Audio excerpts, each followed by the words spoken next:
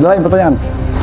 Baik rekan-rekan, kita press release untuk narkotika penyalahgunaan ganja.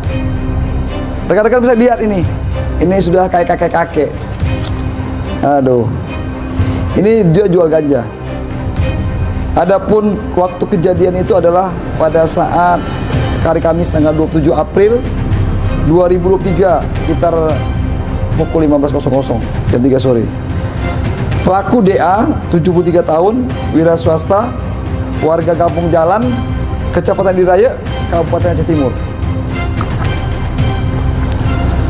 Adapun paket yang kita dapatkan dari tersangka DA ini adalah ini dia barangnya.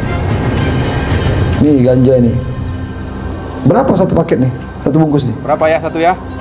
Padum? 50 nan. Walah. Jadi rekan-rekan ini narkotika jenis ganja, beratnya itu sekitar 100 gram. Ada handphone.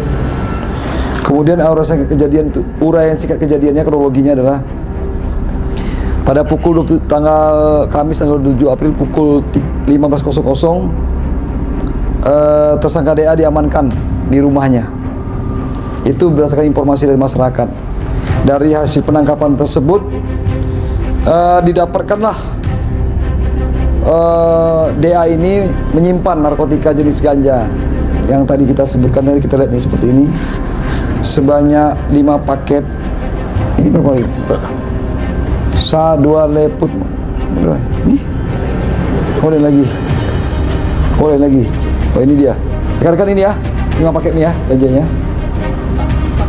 Ini 5. Sa 2 leputmu.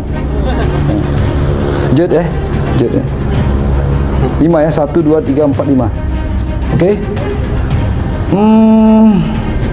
Ganja ini diakui miliknya. Tanam Pak? Enggak. Dapat dari suatu tempat yang kita masih penyelidikan. Ya mudah-mudahan dia tidak nanam. Kemudian dibawa ke Polres.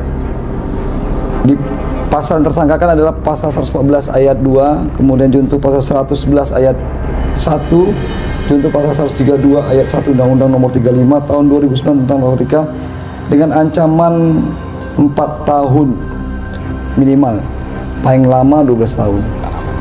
Ya, ini tanaman.